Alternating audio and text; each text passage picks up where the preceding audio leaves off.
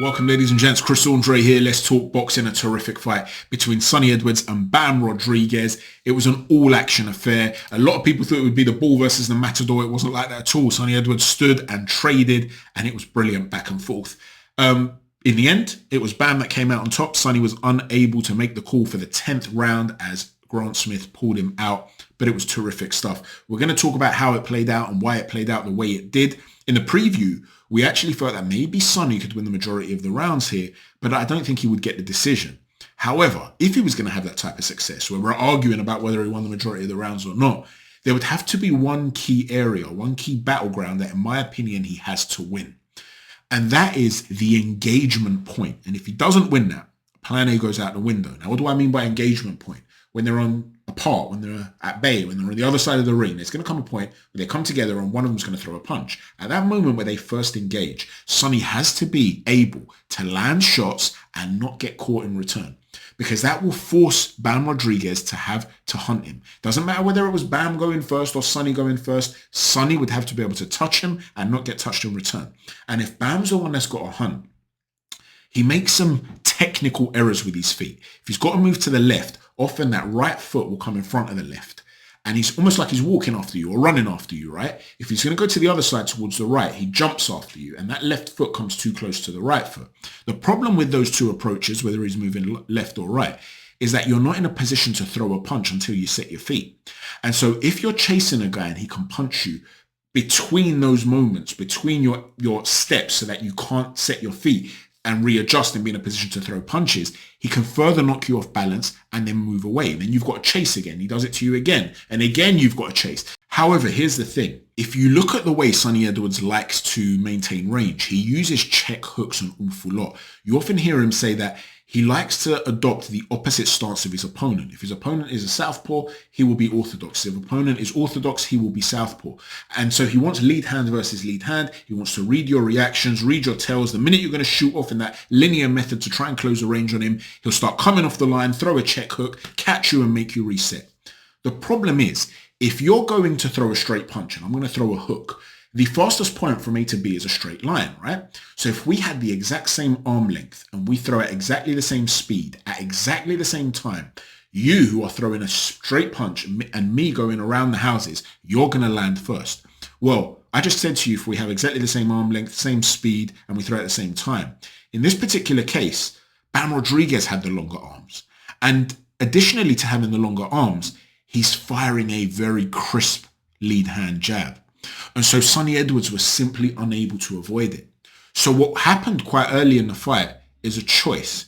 Do I look to take that lead foot position to be pivoting out and moving away, in which case I'm probably going to box my way to a points defeat? Or do I say, right, I'm not going to be able to make this guy fall short like that, so why don't I step inside and we'll go to war up close? And Sonny, being the warrior that he is, decided to do the latter, and it made for a terrific fight. But because of that, Bam was excellent at cutting off those exits and forcing Sonny to fight. Now, Sonny had an awful lot of success up close. He was landing these looping hooks around the guard of Bam Rodriguez. He was landing the backhand to the body consistently. There was some really nice work there where he was throwing some long-range punching out of shifts. So he'd throw the jab, for instance, from an orthodox stance, say, and he's powering it, and then he's throwing the backhand, and as he's throwing the backhand, the back foot's stepping forward. So he's switching stance as he's throwing the punch, then he's following it up again, and he's doing that 3 or 4 times, right? It's consistent, and that's forcing Bam to exit the pocket in a linear fashion, eating punches. So he had a lot of success. There was one moment where he got Bam Rodriguez up against a turnbuckle, and Bam was dipping down, and he was ripping these hooks into him, and he had to hold at one point, Bam. But Rodriguez was also having a lot of success of his own. In fact, according to CompuBox, he landed 62% of his power punches. That is massive. 40% is very good, let alone 62%, right? If you're landing more than half of your power punches and you're the puncher and you're facing a man who is naturally a smaller man than you, Bam is the naturally bigger man, heavier man, rangier man. He's the bigger man. When you're landing on a smaller man at that rate and you're the puncher, it's going to be very destructive. You also saw some really nice tight hooking technique from Bam Rodriguez at inner mid-range. He was targeting that body very, very well. Early in the fight, I actually think he was landing low on purpose. You saw Sonny complain about it numerous times. The ref asked him to keep it up. At one point, it looked like he was targeting the upper thigh. And that was like I said in the first round. So to me, it was looking like those dark arts where he was thinking, I've got to try and give him a dead leg. Let me bruise up that leg so I can start to affect the movement of Sonny. I don't actually think that's what stopped Sonny moving. I think it was, as I said, the ability to cut off the offering of the check left hook or the check right hook. But what it meant is that he was in a zone where, although he was very effective offensively, Sonny was not really astute defensively when standing at inner mid-range. That's not really his game. His game defensively has always been about upper body movement and his legs, his agility and his upper body movement. He's not, although he's developed a lot with going back up on the ropes and catching shots and stuff like that, he's not that sort of guy who's going to be in the pocket and start bumping and blocking and clinching you in certain ways. You know, he's not James Toney in that pocket. That's not the way he sort of defends. So he was out of his comfort zone against a guy who's very creative with the way he brings these power shots together. So it was a terrific fight between two men where they're both landing an awful lot of power shots on each other. Bam's forced Sonny to fight his type of game, but there's a real size discrepancy there as well. And I've been talking for the last few weeks now, haven't I? I mean, I've been talking about it for years, but the last couple of weeks consistently on Twitter and on here, I've been talking about the weaponization of weigh-ins. And I'm going to do a video on this and discussing it. Bam isn't blowing up outrageously in the way Devin Haney is. I mean, Devin Haney came in against Regis Prograis at 165 pounds. That's what Sergio Martinez came in at to fight Darren Barker when he was the middleweight champion. When Canelo Alvarez was going to fight Floyd Mayweather and he was a light middleweight at the time. And we're talking about on the night, right? On the night, he was weighing in at 165 pounds. Haney is a lightweight stroke light welterweight or first fight at light welterweight, and he's boiling up to being a middleweight. We're not seeing that level of craziness from Bam Rodriguez, but he was clearly the significantly bigger man in there. Thick set, bigger, longer range. He's a bigger man. And size matters. I know a lot of you get wound up when you hear that, but it is the reality. And what we need to do is stop these 36-hour weigh-ins, before the fight, the morning, the day before the fight. Bring it to the night before the fight. I'm not saying you necessarily have to do it same day weigh-in like it used to be, but stop bringing it further and further forward because you're facilitating weight bullying.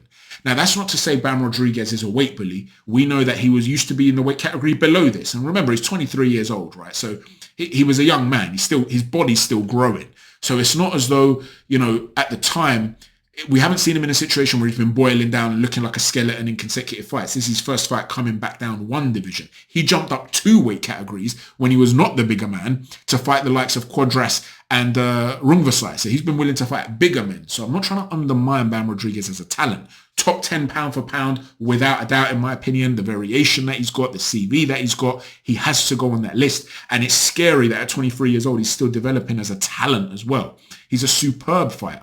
But there was also a size difference here. And to fight the way Sonny was forced to fight, he just didn't have the physical attributes for it. Now, that's not to say that you have to now write off Sonny Edwards because not everyone's going to have those physical advantages over him. I have no doubt that Sonny's going to go on to become a world champion again, and he's going to go on to have a terrific career again. I've got no doubt that he can end up unifying and becoming a world champion. Post-fight, in fact, Bam Rodriguez went into his dressing room, and they were both class acts, very respectful with each other. And Sonny was getting his stitches. And Sonny actually said to him, would you mind if we were to, I'd like to get some sparring with you. And Bam was like, yeah, for sure. That would be brilliant for Sonny. Because now he'd have to find a way to be evasive, to figure out that puzzle, to figure out that Rubik's Cube, so to speak, against the guy who's rangier than him in that way, against the guy who might cut off the ring and is big and powerful and strong. If he can start to find solutions for that, then it's going to take Sonny to another level as well. So, and he knows that Bam Rodriguez is going to move up. And who knows, they might meet one day down the line.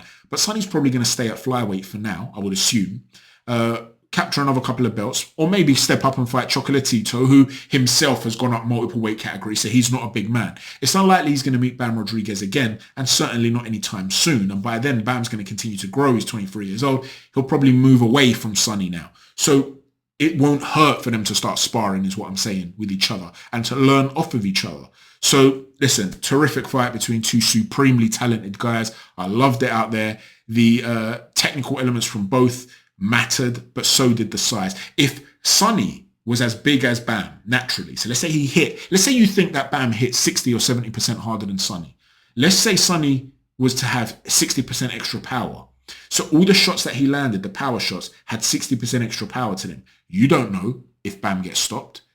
He landed enough, Sonny, for you to say this was a very good barn burner of an affair that could have gone either way. But there was a gap physically. right? We have to accept that. So let me know what you think, ladies and gents, about both guys, where they go from here. I'm going to do a video discussing the weaponization of weigh-ins, and I'm also going to talk about the weaponization of rule bending. That didn't happen in this fight, but it has happened in some others. So there'll be some more content coming this week. We're also going to do another video tomorrow talking about the undercard of this fight. Peter McGrail was shocked tonight. Yafai fought tonight. Akhmadaliev, Josh Kelly fought tonight. And Josh was calling out Conor Benn and also Chris Eubank Jr. So we're going to talk about that fight as well, because I think the ceiling is very high for Josh Kelly, but I do think he's got some areas that he needs to work on. I'm also going to try and catch the David Morrell fight somewhere. That ended in 2 rounds. So I'll have a little look at that as well and talk about him in the super middleweight division, comparing him to Benavidez and Canelo and stuff like that. We're going to try and cover it all this week. There's also been the big day of reckoning that's coming up. So we'll be bringing out videos on Anthony Joshua, Deontay Wilder. We're going to do it all this week. Busy week, so stay tuned. Please don't forget to hit a stiff jab on the like button, a right cross on the subscribe button, and an uppercut on the notifications button. Chat to you soon. Thanks for watching. Take care. God bless.